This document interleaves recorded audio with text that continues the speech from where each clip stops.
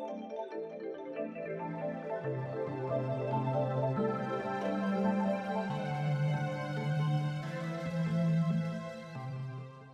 everyone, welcome to the second meeting of our 43rd season.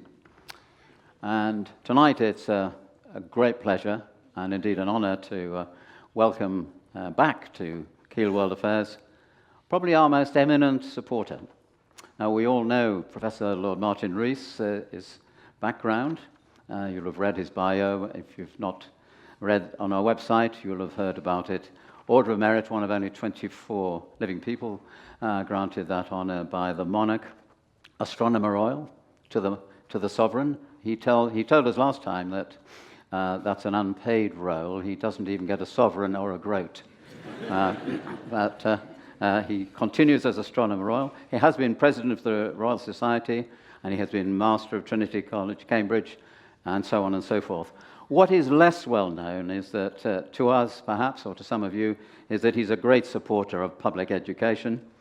And it was 11 years ago, following his Rees lectures, that he accepted the first invitation from me to come here in 2012 to talk about surviving the century. And it was around about that time I'd come up with the idea of a continuing theme for the Keele World Affairs series that it was labelled Science in Society, so that members could understand the impact of science and the contribution it might make to global issues. And Martin was our very first speaker on this theme.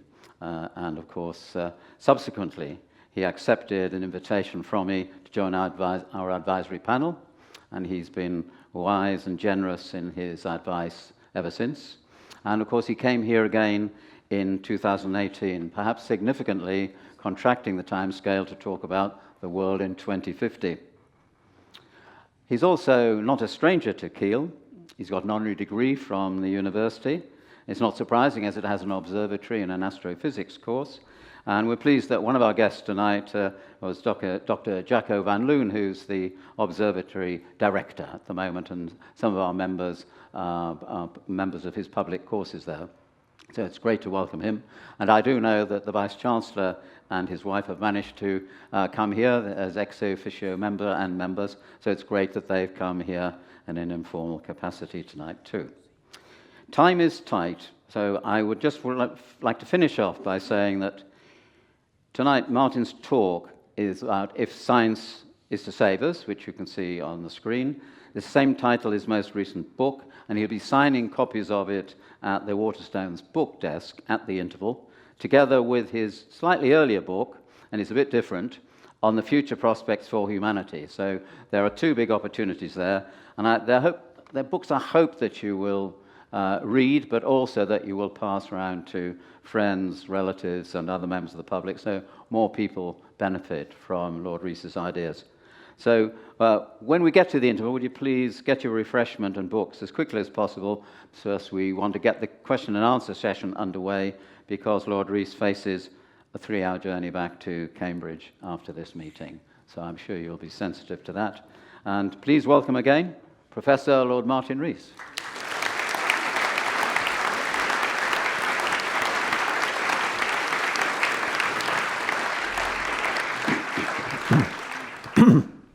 Well, hello everybody. It's a great pleasure to be here again in this wonderful series.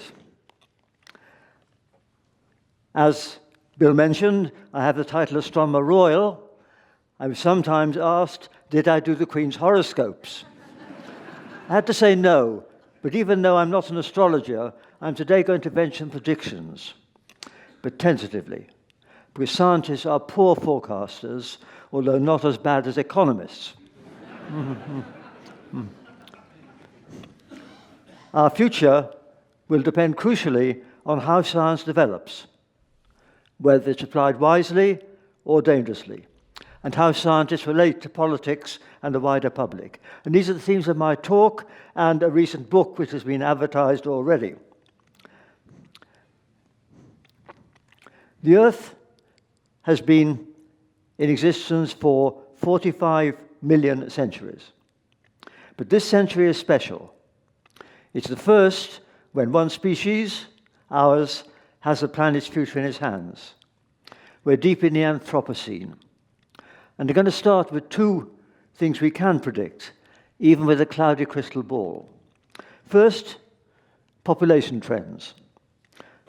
The world in 2050 will be more crowded. 50 years ago, world population was about 4 billion. It's now 8 billion.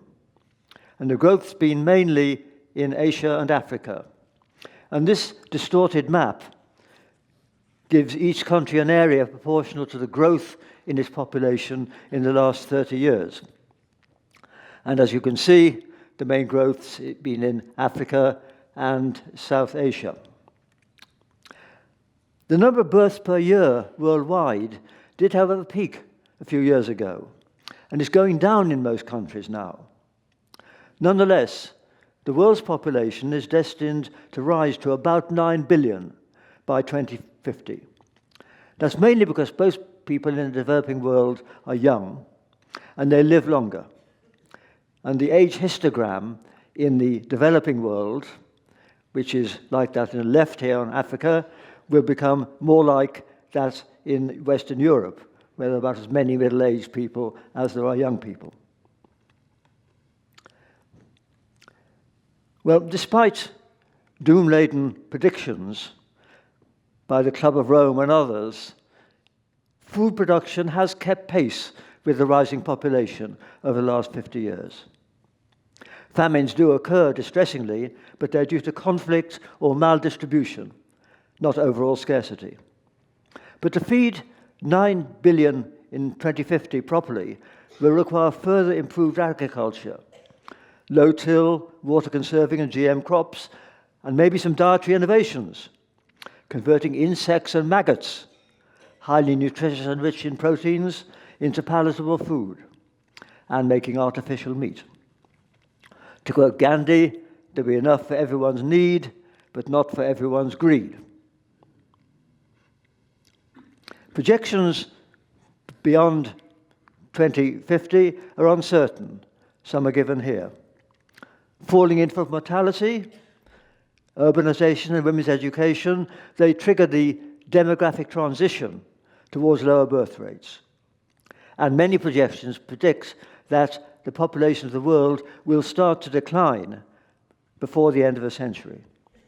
But there could be some countervailing cultural influences. If, for instance, for whatever reasons, families in Africa remain large, then according to UN predictions, that continent's population could double again between 2050 and 2100, from 2 billion to 4 billion. Nigeria alone would then have as big a population as Europe and North America combined. Optimists say that each extra mouth brings 2 hands and a brain. But it's the geopolitical stresses that are most worrying. As compared to the fatalism of earlier generations, those in poor countries now know, via the internet, etc., what they're missing. And migration is easier. So wealthy nations, especially those in Europe, should urgently instigate a mega Marshall Plan for Africa to aid its development, and do this not just for altruistic reasons. And another thing, if humanity's collective impact on land use and climate pushes too hard, the resultant ecological shock could irreversibly impoverish our biosphere. Extinction rates are rising. We're destroying the book of life before we've read it. Already there's more biomass in chickens and turkeys than in all the world's wild birds. And the biomass in humans, cows and domestic animals is 20 times that in wild mammals. Biodiversity is crucial to human well-being, but the richness of our biosphere has value in its own right. To quote the great ecologist E.O. Wilson, mass extinction is the sin that future generations will least forgive us for. So the world's getting more crowded. And as a second firm prediction, it'll get warmer. In contrast to population issues, climate change is certainly not under-discussed, though it is under-responded to. The famous Keeling curve, done by father and son named Keeling, shows how the concentration of CO2 in the air is rising over the last 60 years, mainly due to the burning of fossil fuels. The seasonal oscillation is because there are more trees in the northern hemisphere than the southern hemisphere. So in the northern autumn, leaves fall off the trees, CO2 goes up, and then it's taken down again in the spring. The sixth IPCC report presented a spread of projections about how global temperatures would change for different assumptions about the rates of fossil fuel use. These are just four diagrams. I won't go into the details, but it's still uncertain, of course, what the projections will be of CO2 use, but also there are other complications. Cloud cover changes, and also water vapor is more readily retained in atmospheres as heat, so that's a feedback. So the bars on the right-hand side illustrate the uncertainty in these scenarios, simply because the science is still unclear. But despite the uncertainties, there's one message that most would agree on. It's that under business-as-usual scenarios, we can't rule out, later this century, really catastrophic warming and tipping points triggering long-term trends like the melting of Greenland's ice cap. Politicians focus on immediate threats, like COVID-19, but they won't prioritize the global and long-term measures needed to deal with climate change and biodiversity, because their worst impact stretches beyond the time horizon of most political and even investment decisions. But we're like the proverbial boiling frog, contented in a warming tank until it's too late to save itself. And of course, it's nations far away from ours, especially those in the global south, which will suffer most from climate change. Politicians will act long-term, but only if they think the public is on side. And unsurprisingly, it's the young who expect to live to the end of the century, whose clamour for action on climate and environment is loudest, and surely welcome. And their leverage on voters and the media is amplified by charismatic influences.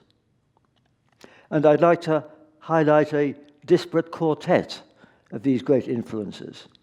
Number one, Pope Francis, whose 2015 encyclical had a huge impact on the Paris Climate Conference. Our secular Pope David Attenborough, Bill Gates, and Greta Thunberg. Those four very different people have raised these issues on the agenda and even changed the rhetoric of business. But to insert a bit of good cheer into what's a rather gloomy narrative in general, there's a win-win roadmap to a low-carbon future.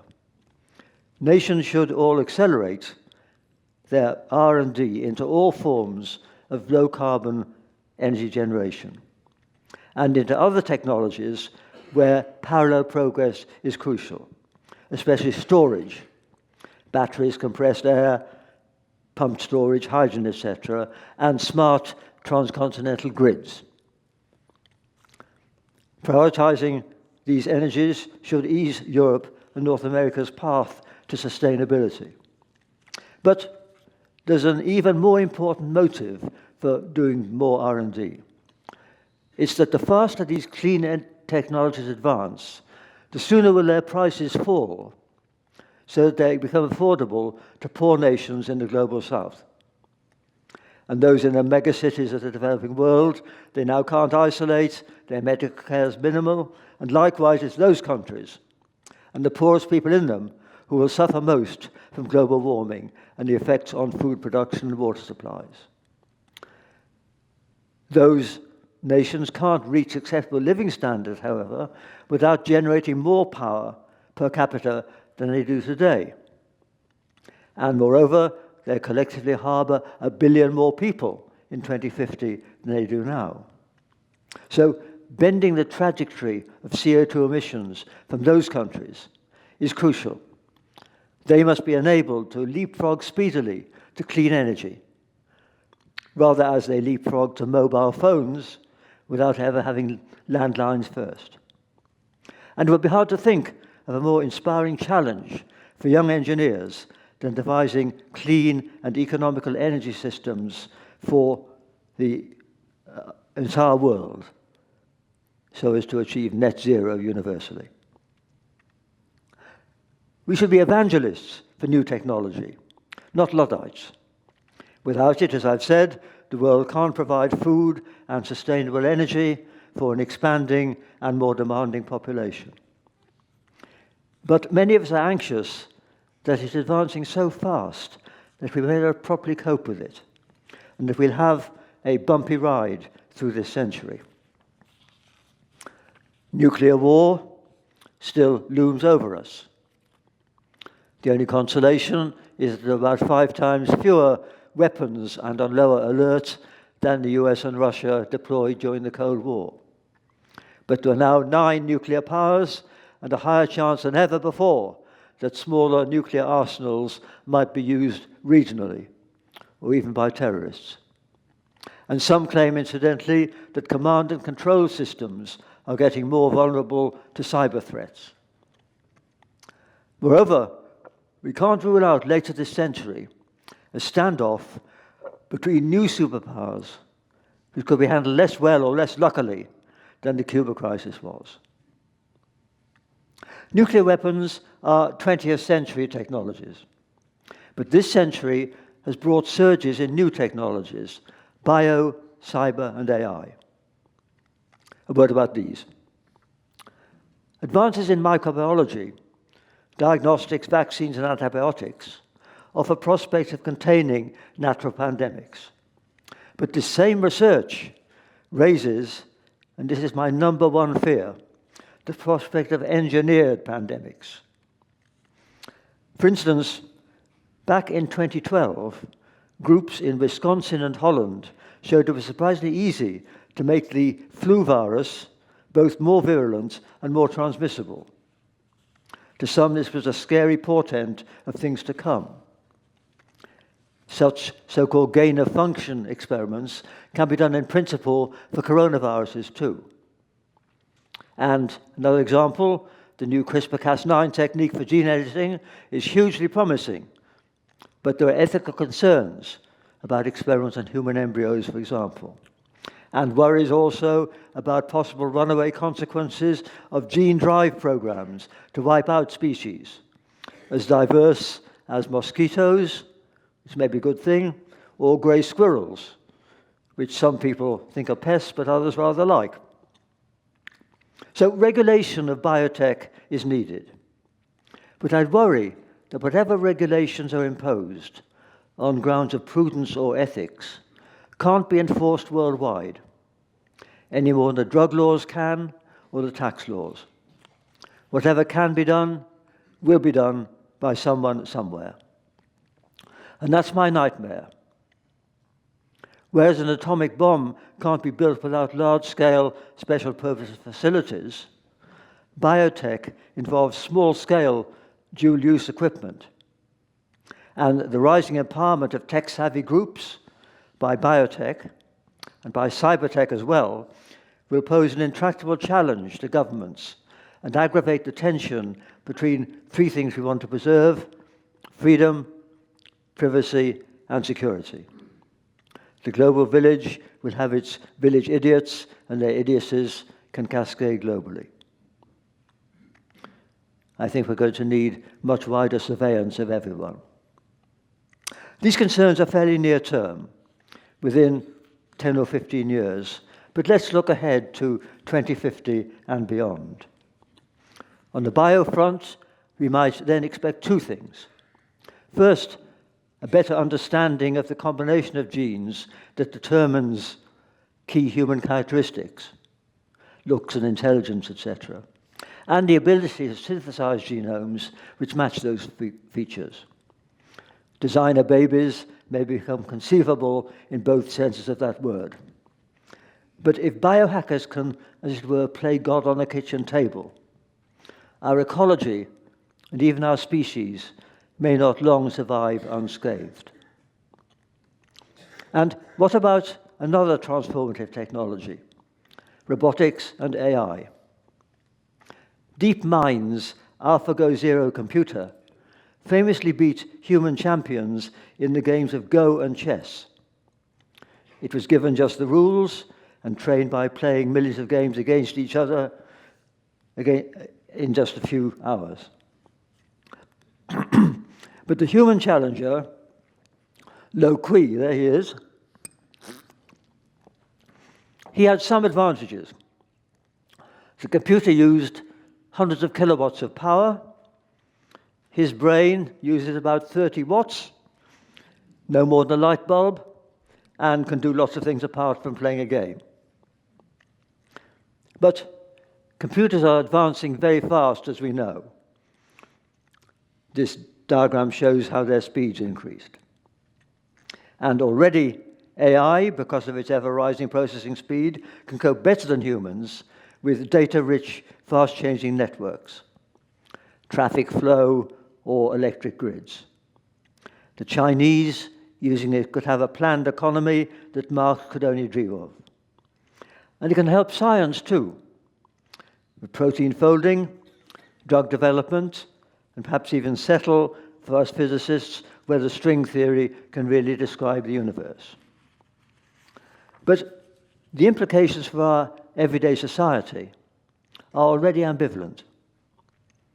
If we're sentenced to a term in prison, recommended for surgery, or even given a poor credit rating, we'd expect the reasons to be accessible to us and contestable by us. If these decisions were entirely delegated to some algorithm, we'd be entitled to feel uneasy, even if presented with compelling evidence that, on average, the machines make better decisions than the humans they've usurped. AI systems will become more intrusive and pervasive. Records of all our movements, our health, and our financial transactions will be in the cloud, managed by a multinational quasi-monopoly. The data may be used for benign purposes, but its availability to internet companies is already shifting the balance of power from governments to globe-spanning conglomerates. Clearly, machines will take over much of manufacturing and retail distribution. They can supplement, if not replace, many white-collar jobs: accountancy, computer coding, medical diagnostics, and even surgery. Indeed, I think the advent of ChatGPT, the main excitement in recent months, renders legal work especially vulnerable. The vast but self-contained volume of legal literature can all be digested by a machine. In contrast, some skilled service sector jobs, plumbing and gardening, for instance, require non-routine interactions with the external world, and they'll be among the hardest jobs to automate. The digital revolution generates enormous wealth for innovators and global companies. But preserving a healthy society will surely require redistribution of that wealth. Indeed, to create a humane society, governments will need to vastly enhance the number and status of those who care for the old, the young, and the sick. There are currently far too few, and they're poorly paid and insecure in their positions. Those are far more fulfilling than the jobs in call centers or Amazon warehouses that AI can usurp. So there's a possibility of win-win situation if there's redistribution of wealth. It's, of course, the speed of computers which allows them to learn on big training sets. But acquiring common sense won't be so easy for them. It involves observing real people in real homes or workplaces. And the machine will be sensorily deprived by the slowness of real life. It will be like watching trees grow is for us. And robots are still clumsier than a child in moving paces on a real chessboard. They can't jump from tree to tree like a squirrel. But sensor technology is advancing apace. But Let's look still further ahead. What if a machine developed a mind of its own? Would it stay docile or go rogue? Futuristic books portray a dark side, where AI gets out of its box, infiltrates the internet, and pursues goals misaligned with human interests. But that's a long way away. Incidentally, ChatGPT doesn't really understand the world at all. It just understands symbols and words, and which correlate with each other. But how human-like will machines become? Some AI pundits think they will almost take over from us. But others, like Rodney Brooks, the inventor of the Baxter robots, regards these concerns as premature. He thinks it will be a long time before artificial intelligence need worry us more than real stupidity. But be that as it may, it's likely that society will be transformed by autonomous robots, even though the jury's out on whether they'll be idiot savant or display superhuman capabilities, and whether we should worry more about breakdowns and bugs or about being outsmarted.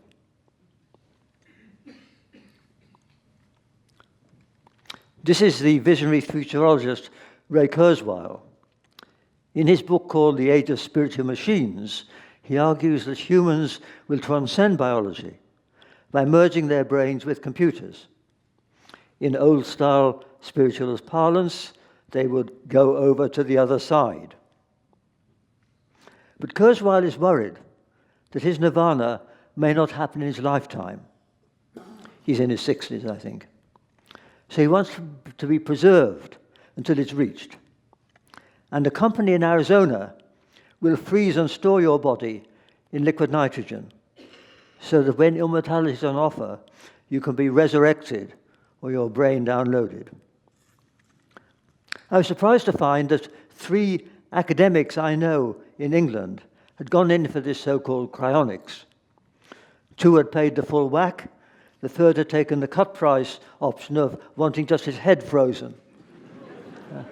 I was glad that they were all from Oxford and not from my university. I told them I'd rather end my days in an English churchyard than an American refrigerator. But of course, research on aging is being seriously prioritized.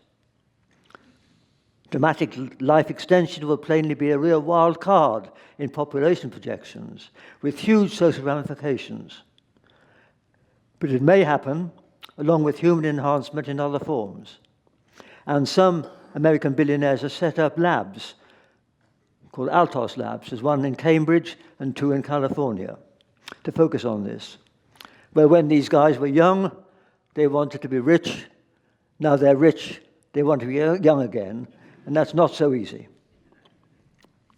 But it is, despite that, surely on the cards that human beings, their mentality and their physique, may become malleable through the deployment of genetic modification and cyborg technology. And this is a game changer. When we admire the literature and artifacts that have survived from antiquity, we feel an affinity across a time gulf of 2,000 or 3,000 years with those ancient artists and their civilizations. But we can have zero confidence that the dominant intelligence of a few centuries from now will have any emotional resonance with us, even though they may have an algorithmic understanding of how we behaved. And now I turn to another technology, space, my special interest, because it's beyond our Earth, in environments hostile to humans, that cyborg and AI technologies have the most spectacular scope, where these changes will happen fastest and should worry us less. During this century, the whole solar system will be explored by swarms of miniaturized probes with AI capability. Probes far more advanced than the wonderful Cassini probe, designed in the 1990s, which went to Saturn and spent 13 years exploring Saturn and its moons. Or the New Horizon probe that went all the way out to Pluto, 12,000 times further away than the moon, sending back pictures like this. But think back to the computers and phones of the 1990s, when these probes were designed, and realize how much better we can do today. The next step will be the deployment in space of robotic fabricators, which can build large structures. For instance, giant telescopes or solar energy collectors assembled under zero gravity. And also, of course, they can go to the outer solar system. But what about human spaceflight? Here, I argue that the practical case is getting ever weaker as robots get better. So will human spaceflight have a resurgence? I cherish this picture signed for me by 7 of the Apollo astronauts. And don't forget, it's over 50 years since Schmidt and Kernan, the last 2 people to go on the moon in that little buggy there, returned to Earth. Since that time, hundreds more have ventured into space, but anticlimactically, they haven't been further than low Earth orbit. Most have been in the International Space Station, shown here. And this hasn't really proved visionary or exciting, and only makes news when something goes wrong. When the toilet fails, for instance, or when they perform some stunts, like the Canadian Chris Hadfield, who played his guitar and sang David Bowie songs. So, will there be any inspirational Apollo-style projects involving humans? There's no denying that this Perseverance probe, now trundling over the surface of Mars, and this is its Chinese counterpart, they will miss startling discoveries that no human geologist could overlook. And this picture, you can see that the track across the moon made by Perseverance. But AI is advancing fast, and in 20 years, the machines will be able to do the geology, decide where to dig. And wells will remain vastly cheaper than sending humans to Mars. That cost gap is going to remain enormous. NASA's human spaceflight program, ever since Apollo, has been impeded by public and political pressure into being very risk-averse. For instance, the Space Shuttle failed twice in 135 launches. Each failure was a crash where the 7-member crew, one including a woman teacher, were killed. And this was traumatic for the American people, and they tried to make it safer, but they couldn't. But astronauts or test pilots would willingly accept more than a 10% level of risk. But the shuttle had unwisely been promoted as being safe for civilians. And because of this safety culture, I think NASA and ESA will confront political obstacles in achieving any grand goal within a feasible budget. Sending humans on a 6-month journey to Mars with provisions and supplies for the return journey, keeping them safe on the way, is immensely more expensive and hazardous than even sending people to the moon. And of course, sending a robot to Mars is easy. It just hibernates on a journey. You needn't bring it back. So were I an American, I'd strongly support NASA's robotic programs. But I argued in a recent book, if I could plug another book which I wrote with a colleague called Don Goldsmith, all human missions we think should be private enterprise ventures.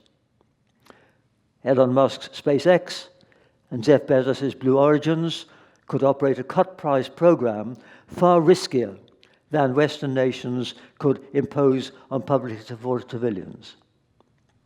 And there'd still be many volunteers, some perhaps even accepting one-way tickets, driven by the same motives as earlier explorers, mountaineers, and the like.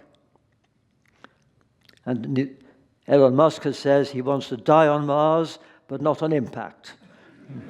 Good luck to him. Incidentally, the phrase space tourism should be avoided. It lulls people into believing that such ventures are routine and low risk. And if that's the perception, the inevitable accidents will be as traumatic as those of the space shuttle were. These are dangerous sports, intrepid exploration. But nonetheless, by 2100, I think some courageous thrill seekers may have established bases independent from the Earth. But don't expect mass emigration from Earth. Nowhere in our solar system offers an environment even as clement as the Antarctic or the top of Everest. And here I disagree with Musk. It's a dangerous delusion to think that space offers an escape from Earth's problems. Dealing with climate change on Earth is a doddle compared to terraforming Mars. There's no planet B for ordinary risk-averse people. Nonetheless, we should cheer on these brave space adventurers. And that's because they'll have a pivotal role in spearheading the post-human future in the 22nd century and beyond. And this is why they'll be ill-adapted to their new habitat. So they'll have a more compelling incentive than those of us on Earth to redesign themselves. They'll harness the genetic and cyborg technologies that we'll have by the end of the century. These techniques will, we hope, be restrained here on Earth, but settlers on Mars will be beyond the clutches of the regulators. We should surely wish them good luck in modifying their progeny to adapt to alien environments. So it's these spacefaring pioneers, not those of us comfortably adapted to life on Earth, who will spearhead the post-human era that Kurzweil envisages. I'm often asked, do astronomers bring a special perspective to global issues? Let me explain why I think they do. We're all familiar with this time chart depicting that we and our biosphere are the outcome of 4 billion years of Darwinian evolution. But many somehow think we humans are the culmination, the top of the tree.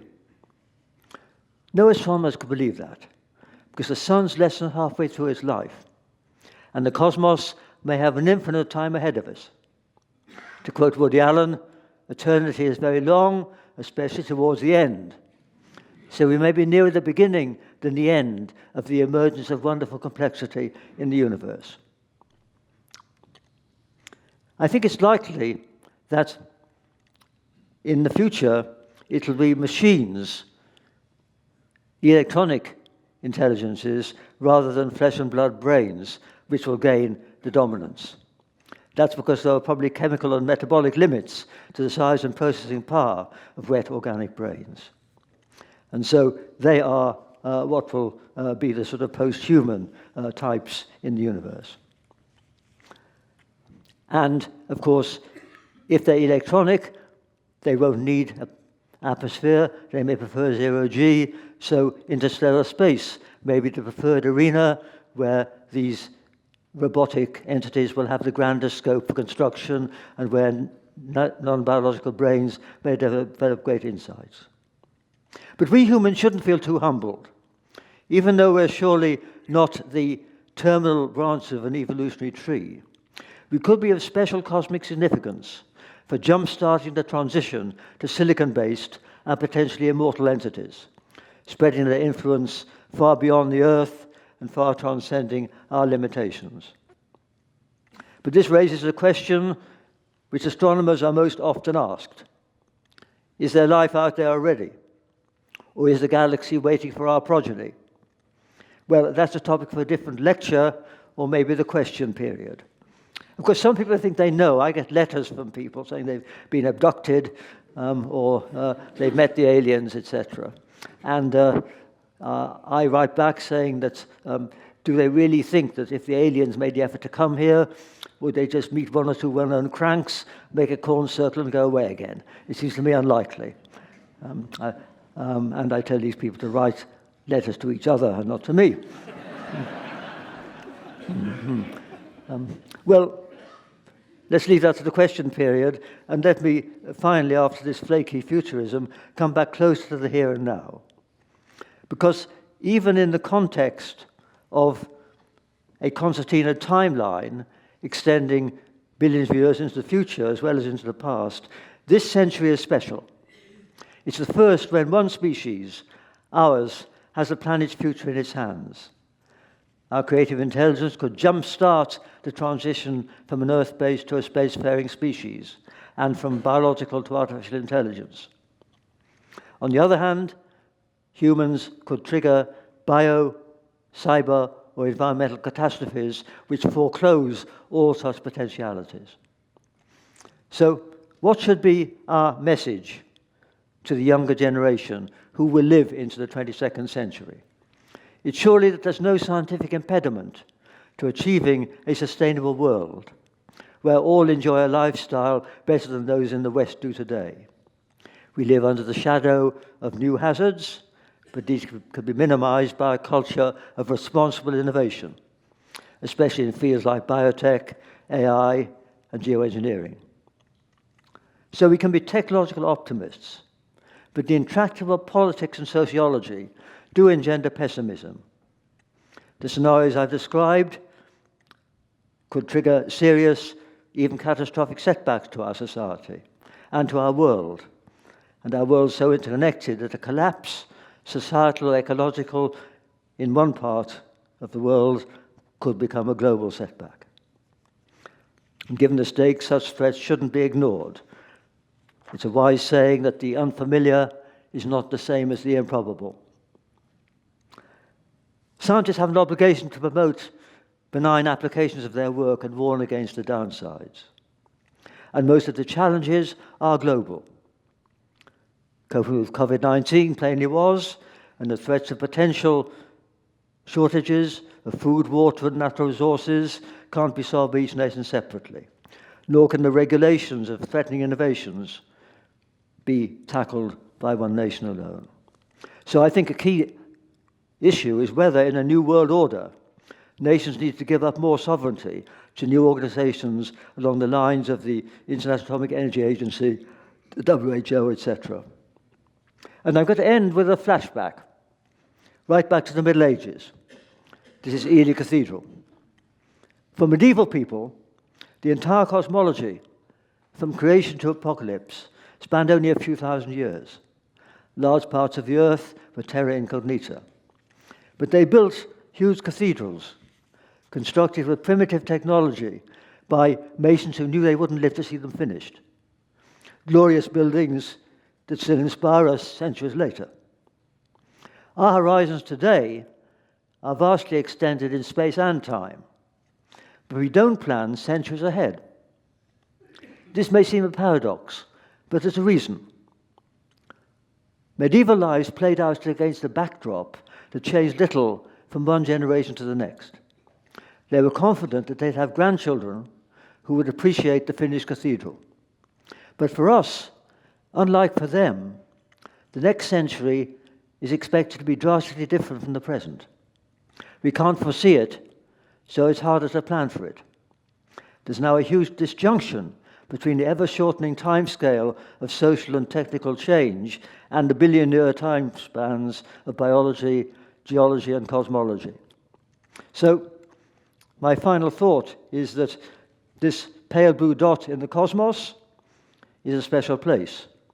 It may be a unique place, and we're its stewards at a especially crucial era. That's an important message for us all. We need to think globally, we need to think rationally, we need to think long-term. We need to be, as it were, good ancestors, empowered by modern technology, but guided by values that science alone can't provide. Thank you very much.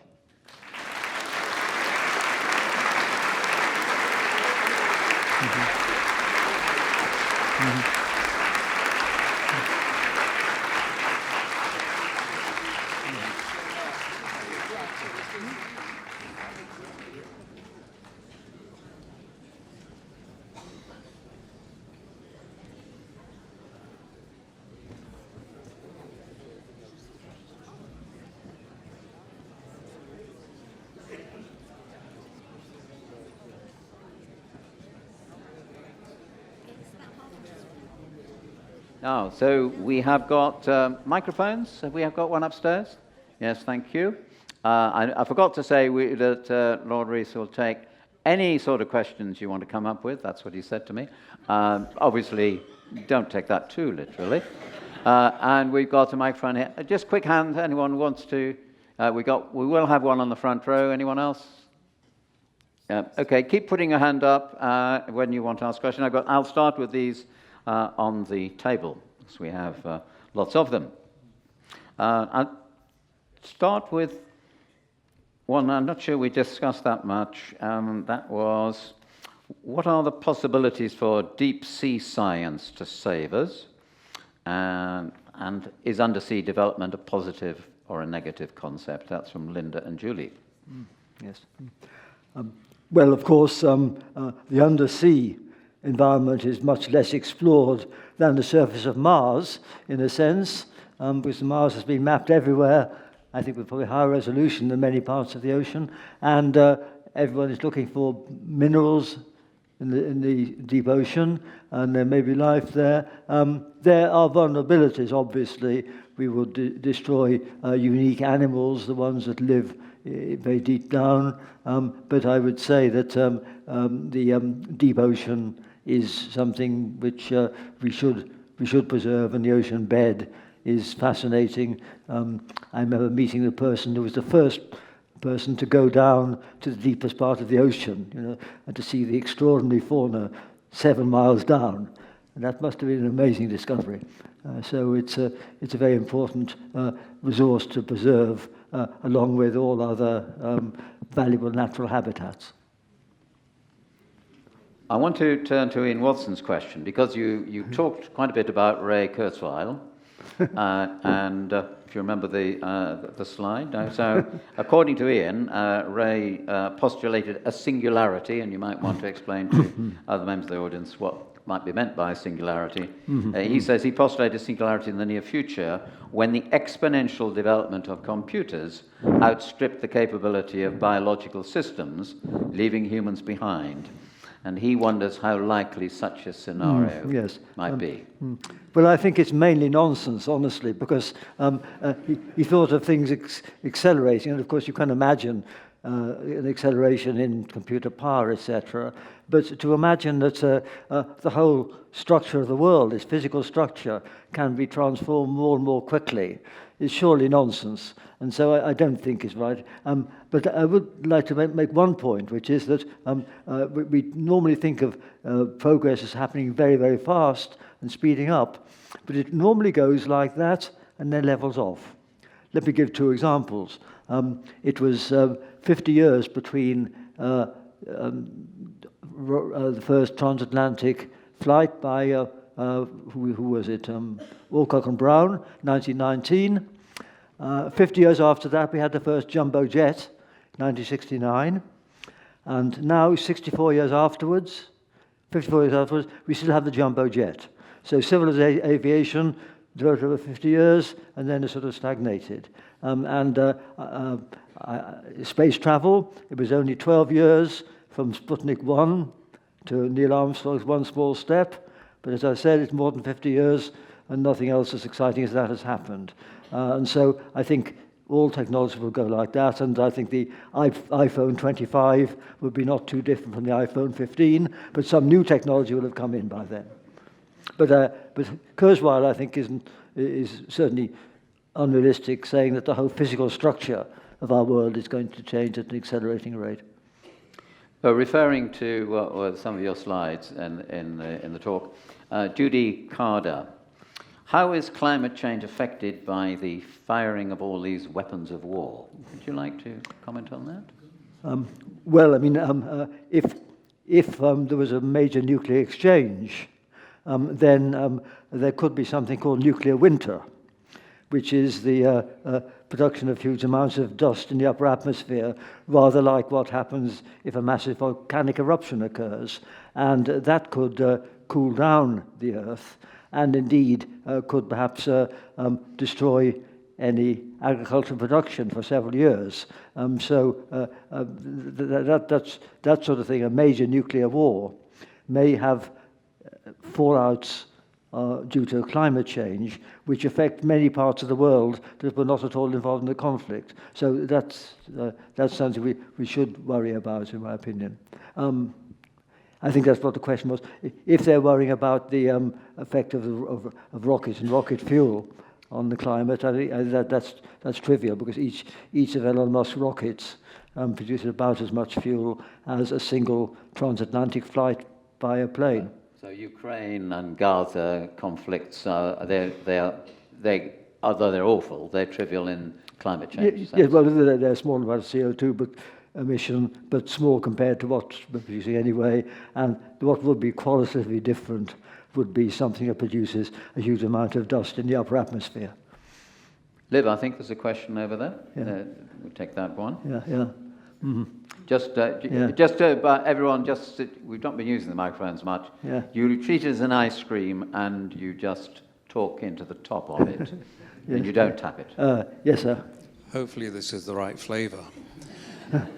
With the very much in the news these days is AI, and there are all sorts of fears that AI could run out of control, could be a force for evil or a force for good.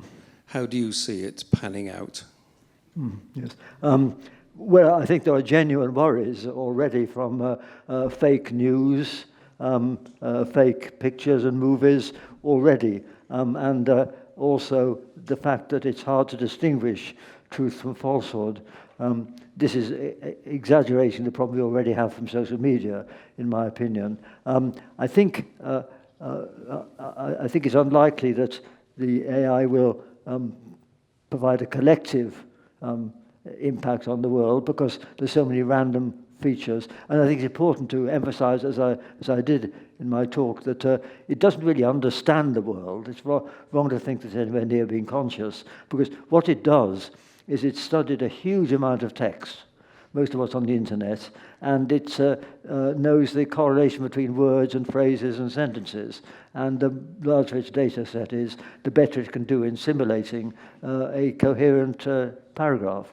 But I think it's going to cause trouble if we get swamped by misleading or unreliable data that's processed through AI. And as a university teacher, the only thing which I think is quite a good thing is that it'll preserve the traditional exam, because the traditional exam where you sit down in a room for 3 hours, that's really the only way in which you can be sure that stuff is coming out of the head of the person at the desk.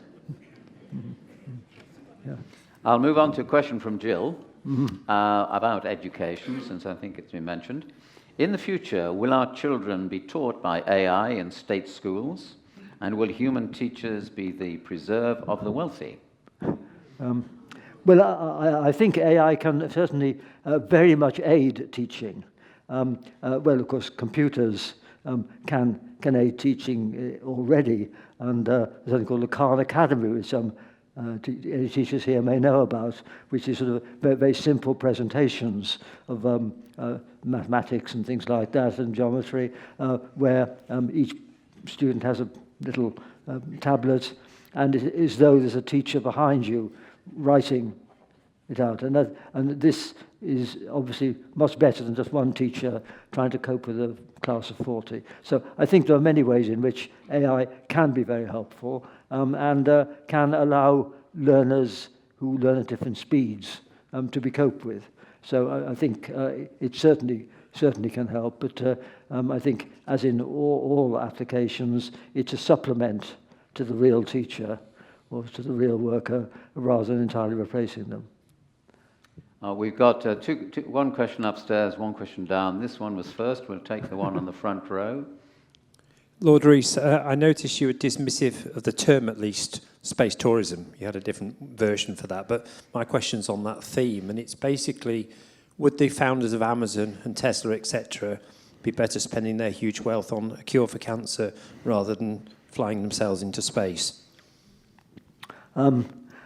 Of course they would, and of course they should be much more heavily taxed. I personally think we need far less inequality within nations and between nations. And they should, but I'm saying that under our present economic system, I think it's better that these these which we shouldn't spend taxpayers' money on, because they're frivolities in a way, like human spaceflight, should be done by these billionaires who would otherwise spend their money on buying a football team or a bigger yacht. And to explain, one thing I have special interest in is that Ewan Milner is one of these people who's he's one of the people behind these labs for extending a lifespan, but he's also interested in extraterrestrial life. And he's putting $10 million, 10 million, not a huge amount by general standards, into a program to search more deeply for evidence of artificial signals or artifacts in space. And I chair his committee. I'm happy to do that, because I'd rather he should spend money on that, because it's something which may have a huge payoff, but is unlikely to. Otherwise, he'd spend a bit more money on a bigger yacht or a football team. Mm-hmm. Mm-hmm. I'll come. Let's take the question upstairs. Yes, we've got one on the second row. It'll be above the projector. Is Lord Rees aware of any major development in laser technology? Because, you know, it's been a long time since Star Trek had got it. Star Wars. Yes. Well, there have been some developments. Let me mention two effects. There was the Nobel Prize for Physics last week was awarded to people who'd used lasers plus other clever ideas to produce a pulse of light, even shorter, about 10 to the minus 18 seconds. So was a new development in lasers, which is important for science, because you can actually pin down where an electron is much more accurately. So that's one. And another example is that at Livermore in the United States, which is a weapons lab, they have huge lasers which can be focused on some small pellet. And this was developed, frankly, to test nuclear weapons without having to do it in the atmosphere. But this has, as you may have read, allowed them to compress a little pellet so nuclear fusion occurs inside it. And for the first time, they got a break-even between the amount of energy that the laser brought in and the amount of fusion power you got out. So those are the two new applications of lasers. I'm sure there are many more which I don't know about. Just to mention, keep putting up your hands if you'd like to ask a microphone question upstairs and downstairs, and Liv and Harry will try to see you. Meanwhile, I'm going to come to a question from Claire. Now, you did say something at the microphone which wasn't too complimentary, and I don't think she's in this category. Do you know about Area 51? Sorry? Does Area 51 ring a bell with you? Oh yes. So her question is, do you believe in UFOs? And if not, what do you think all the sightings could be? Does Area 51 exist? Yes. Well, I don't know. I mean, I think I indicated in my talk that I think it's quite likely that there are alien intelligences out in the universe, unless life was uniquely generated on this Earth and nowhere else. It's plausible to believe that there are some other planets around other stars, and we've learned that most stars have planets around them, and so in our Milky Way there are billions of planets like the Earth, and I think it's quite plausible that some have had an evolutionary development rather like on the Earth, and maybe some had a head start. So I think the concept of there being alien intelligence is very plausible, but the instances that are the UFOs and all that, and the alleged bodies of aliens, etc. I have to say I'm very skeptical about all of those. You may say that's prejudice, but I think there are all kinds of alternative interpretations. It could be that some of them are unexplained natural phenomena. things like ball lightning, which are probably real phenomena, but we don't understand them very well. And some of these things which are observed could be a physical process, which is actually in principle understandable, but we don't understand it yet. But this is just a matter of judgment and prejudice that, especially when you look at the kind of people who make these claims, I tend to be skeptical of them. But nonetheless, I'm very positive about attempts to search for evidence of any artifacts in the solar system which indicates an alien origin, and to pursue, when we do our astronomy, look very hard in case there's something very odd in some direction, and which might be an artifact of some kind. So we should look hard, but I don't believe we found it yet.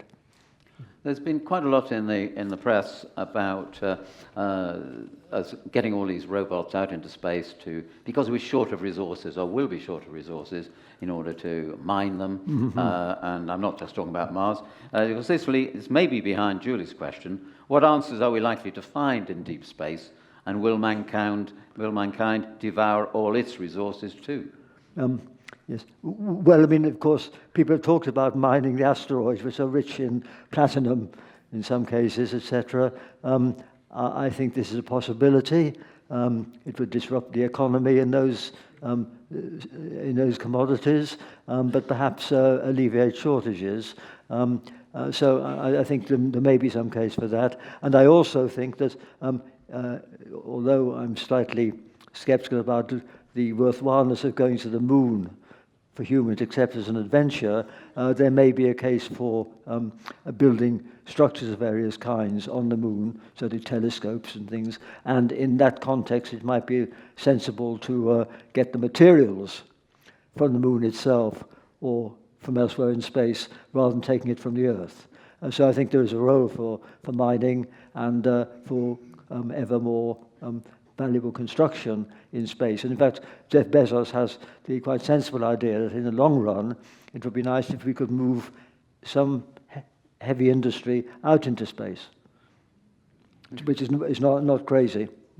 It's not crazy if you can launch large masses without great expense. And here, I think we've got to give credit to Elon Musk, because he's produced a new rocket which has had just 2 test firings now. It hasn't worked yet, but it's able to launch over 100 tons in one go, and it could have launched the mirror of the James Webb Telescope that you may remember was launched in a very complicated 18-part thing. It had to be it was launched that all in one piece in the nose cone, and so can make launching things like that into space much cheaper, and is reusable, even the first stage. So there are huge developments in making the launching of large amounts of stuff into space much cheaper, and then robots can assemble them into solar energy collectors and things like that.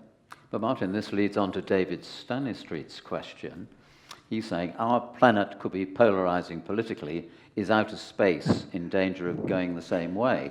In other words, I mean, could our various powers get out there with their nuclear weapons? How badly could politics destroy the solar system, if not beyond? Well, I think in the very long term, then read science fiction authors about interplanetary wars. But I think if we look at the next 100 years, then there are going to be attempts to put structures on the moon, maybe with a few people there. And of course, on the moon, there are some locations which are especially valuable. In particular, the rims of craters near the lunar South Pole. Most parts of the moon alternate between 6 months of being very hot, 6 months of being very cold. But on the rims of craters near the South Pole, at the top, then you have perpetual sunlight. If you're in the bottom, perpetual darkness and cold, so lots of ice. And so there are a few sites where there might be disputes if everyone wants to go there. But I think that's a second-order thing. I mean, one doesn't worry too much about the overpopulation of Mars or the Moon yet. But there may be some issues. But one short-term issue, a bit related to what you were saying, is the concern about very, very large numbers of spacecraft in fairly low Earth orbits. You know, the Starlink scheme is 5 or 10,000, going to be more, and then there are other companies launching large numbers for communications, etc. There's a serious concern about possible collisions, because there can be a runaway effect. If two spacecraft collide, you get lots of fragments, and even a fragment the size of a flake of paint at 15,000 miles an hour could do quite a bit of damage to another one. So people seriously worry about whether the low orbits, which are the most important ones for communications, may become dangerous because there's too much debris. And so the dealing with debris is very important, and there should be very strong pressures of some kind on the spacefaring nations to do all they can to avoid exploding or disrupting their own spacecraft. Thank you. We're going to take a question. It's going to be on the right-hand side of the centre column. Oh, sorry, in the centre, straight ahead. Hello, good evening. Do you believe being an atheist is a help or a hindrance in your line of work? So, couldn't hear. Could you repeat the question? Do you believe being an atheist is a help or a hindrance in your line of work? Do I have? Do you believe that being an atheist is a help, would be a help or a hindrance in your line of work? I think it would make no difference. I mean, I believe in Stephen Jay Gould's concept of non-overlapping magisteria. Although I describe myself as a practicing but non-believing Christian, I don't believe in any religious dogma, but I value the social aspects of religion, and I was brought up in the culture of the English church, and with the wonderful aesthetic accretions it has, and I'd be sad if that were to decay, and I'd want to be buried in a church and all that. So I believe that that's important, but I always avoid accepting invitations to talk about science and religion, because I don't think they overlap very much. And of course, among my colleagues, there are people who have all kinds of religion and none, and I don't think it affects the work they do. So I say I'm not an aggressive atheist. I think the aggressive atheists do more harm than good. To quote one example, I mean, I think if you were a teacher and you had some Muslims in your class, then you would have to engage with them. You wouldn't tell them they can't have their God and science. You'd engage with them, and ditto with Christians in the audience. And so, although I don't believe any religious creed or doctrine, and if I was born in the Middle East, I'd go to the mosque in the same spirit as I now go to the Church of England. I think we should try and strive for peaceful coexistence between all religions, of course, but also between believers and unbelievers. So the so-called new atheists, rather this is Dawkins et al., who in my view are sort of small-time Bertrand Russells, saying less clearly what he said 100 years ago, I believe they do more harm than good. Can I change the topic to one from Mark Copeland? Is nuclear fusion the holy grail of energy production? And if so, when will we have cheap, safe, unlimited energy? Was that in your look at through the rest of the century? Yes. Well, I mean, I think it's... I think nuclear energy, of course, is controversial of any kind. I personally think that it's good to explore so-called fourth-generation fission, because since so few nuclear reactors were commissioned in the last 20 years, the designs of most of them are very out of date, and one could surely do better now. And in particular, I think there is a case for the small modular reactors, which could be built in a factory and then taken to location. So that's one type of nuclear which I'd be in favour of. Of course, fusion is much harder, and despite what I said about this Livermore test, that's still a long way away from a commercial type of fusion reactor. I think it's good that there are now some private companies, as well as some government efforts like that at Cullum, to actually explore the best ways of doing this and whether it's possible. But even if it's technically possible to achieve break-even and have more power coming out than going in, then we still have to work out whether the economics of building these very elaborate machines is such that they can play a major role. So I think it's good to do R&D in this, but I wouldn't be confident about when or indeed ever, if ever, it will become a dominant source of energy. I note your skepticism. Yeah. Yeah. Mm-hmm. Chris Nibbs, now, you've sort of touched on this, but will the future robotic entities ever become sentient beings with consciousness? Would you explore that with us? Yes. Well, I mean, I think certainly they will manifest more intelligence, and robots, one hopes, will acquire more sensitive touch, as it were, so that they can understand the external world better than robots now do. But I think that this is really a question which has puzzled philosophers for many generations, but is now perhaps becoming practical ethics about, is consciousness something peculiar to the flesh and blood brains that we have, or is it an emergent property of anything which is sufficiently complicated? One feels that the entity that is conscious must have some common features.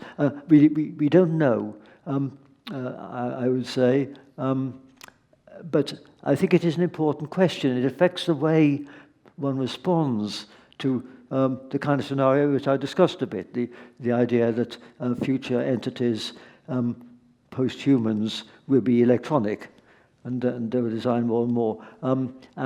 When I've talked about this, I've got divergent reactions. Some people think that if these entities are conscious, they will have a deeper perception of reality and of aesthetics than us. So if they take over, that's an advance in cosmic evolution. Whereas if, on the other hand, they are zombies, and despite the manifestation of intelligence, they don't have an inner life, then I think we'd all feel this was sad, because if there was no entity able to appreciate the mystery and wonder and beauty of the universe, we'd feel something was lost.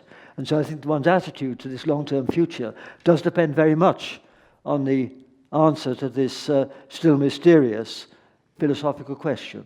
Are these entities conscious in the sense that they have emotions and are aware of wonder and mystery and beauty?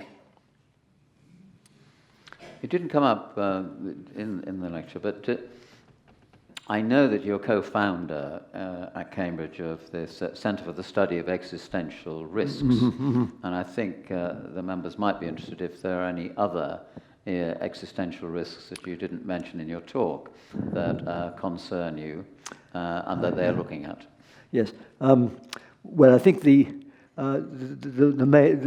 there are two kinds, really. There's one is the kind I did address, which is misuse of bio, cyber, or AI, which could, more obviously in the case of bio, could lead to a pandemic that kills off pretty well anyone. That's certainly possible, so we want to do everything possible to minimize that risk, and that's true of the other risks of misuse of technology.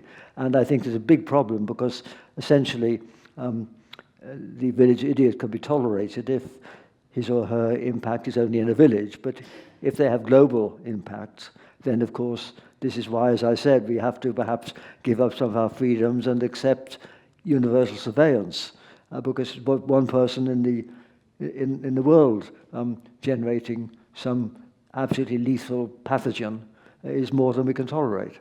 So I think that's the problem. And so we are trying to address these risks, which are serious ones, and how to reduce them. And there are only about 100 people in the world thinking primarily on these very extreme risks. We have a group and others, and we're glad to have some support for our work, and we're taken more seriously after COVID, because that was a event which did have a global impact, and the stakes are so high that even if we can only by our efforts reduce the probability of such a risk by 1 part in 10,000, we have more than earned our keep. And so I think there should be more people thinking about this. A different category of risk is, of course, what some people talk about, a really runaway climatic effect. We know that things will get very uncomfortable in parts of the world by the end of the century, according to these standard scenarios. But there could be even worse runaway effects, and it's important to explore whether some tipping points could lead the climate to not revert to the way it now is, but go into some very different state. So that could be almost existential. It's very hard to imagine anything that wipes out everyone, but I do feel that we're going to have a bumpy ride through this century because of the effects of misuse of technology. And that's led some people, of course, and some of these billionaires to go and live in New Zealand or somewhere they think they're safer. And one nightmare in the world is if there really was an almost complete mass extinction and the only survivors were some South Sea island, where there's a combination of the indigenous people there and a few crazies like Peter Thiel and other billionaires. How would the human race survive if those are its progenitors? I think we've got a question on the right-hand side. Can you just wave? I think what I was going to ask you follows on from what you've just touched on, this business of science and ethics. We all know that scientific knowledge and new developments can be wonderful things for all of us. They could save us, as you mentioned in your title. But equally, we've seen from events in the past in history that in the wrong hands or in evil hands, things can go very badly wrong. And I wondered if you'd share your thoughts a little bit more on that with us, please. Yes. Well, indeed, that's certainly the case. And what is worrying is that the stakes are getting higher. The opportunities which are offered by science of plentiful food for everyone, eradicating diseases, etc., are very, very exciting. But the downside of that is that knowledge could lead to things worse than nuclear bombs. And so there is this tremendous conflict. And this raises a question, of course, of the governance which can minimize the downsides, and also, of course, the obligations of individual scientists. I think if you're a scientist and you've discovered something which is potentially dangerous, then you have an obligation to at least inform the authorities of this, as was done by the atomic scientists in 1940, when they wrote to Roosevelt, etc., about the potentiality of an atom bomb. So anyone who discovers something has the obligation to do that. And then, of course, the question is, should they work on this sort of thing? They obviously shouldn't work on something which is potentially dangerous. And in the case of the bomb, I don't know how many have seen the film Oppenheimer, probably quite a lot, but the issue there was,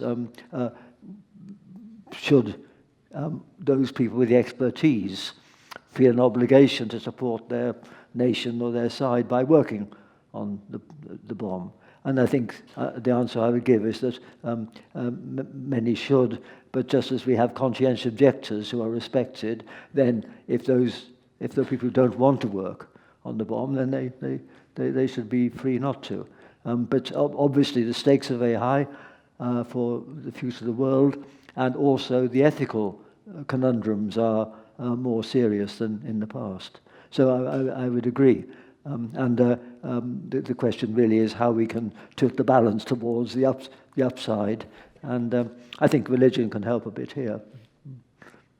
As we come towards the end, I've got a couple of questions, and then we'll close. So, Jack Barber, what technological breakthrough would you most like to see? Yes. Well, I think obviously in health, most important.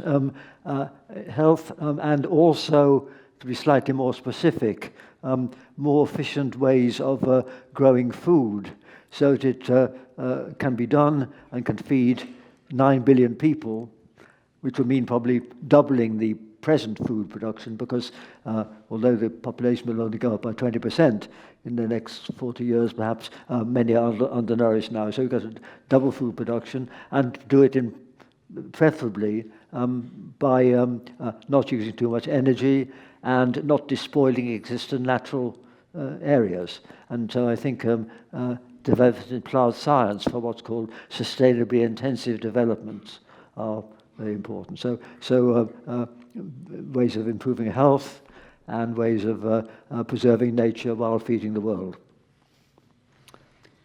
I've got two questions to close. I believe they're in the same area, so I thought we might look at them together. And one of them is from Jeff Elliott.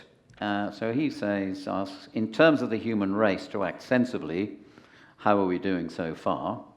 And I'll couple that with Pat's question. She gave it to me just as we came through. In view of what you said, are you a pessimist or an optimist? I think I'll give a fairly quick answer. I'm a scientific optimist, but a political pessimist. Yes. To slightly expand on this, I mean, I've had some debates with Steven Pinker, who you probably know. He's a very articulate person who writes, but he's very optimistic. In his books, he quotes quite correctly, of course, the fact that infant mortality has gone down, survival's better, and all the things that have improved. But he doesn't take account of these new threats. And there's another, and he somehow thinks that collective ethics have improved. And there I wouldn't agree with him, because I mentioned the Middle Ages, I said the cathedral, and it's true that the lives of the average person in the Middle Ages were grimmer than the lives of people today. But there wasn't very much that could be done to improve them. So the gap between the way things were and the way they could have been was not very wide in the Middle Ages. But now, thanks to the positive benefits of science, there's a huge gap between the way the world could be, even using properly applied present-day scientific knowledge, and the way the world actually is. And so I think this is really an indication that collective human ethics have not improved. And that's why I'm depressed. Yeah. Well, ladies and gentlemen, all good things must come to an end. I'm deeply grateful to Lord Rees for coming here tonight, but could I just say in advance of that, if you wouldn't mind sort of keeping your seats while he has a chance to remove his microphone and everything else, and so we can get him on the road on the long journey to Cambridge. I'm sure you've got a lot to think about, and that was the message that was in my email to you, which was, do come tonight, because I think tonight's gathering with Lord Martin Rees will make you think. And I have little doubt that you've heard a lot tonight, which will have made you reflect deeply on some of these major global issues. One of our members, unnamed, also wrote, I wish I'd thought of this myself. He or she is reflecting on something that we discussed last time you came. We used to wonder why you were not running the country. Now we wonder why you're not running the world. I cannot think of a more benign person to do that to our advantage if that power were possible. But just for the moment, I do hope that Lord Rees will come back at a future date, maybe in 5 years' time, to give us further thoughts and further updates. But I'm sure you'll agree with me. It's been a wonderful evening. Lord Rees, thank you so much for coming tonight. Yes. Thank you very much. Is that all right? Yes. Good. Right. Thank you very much.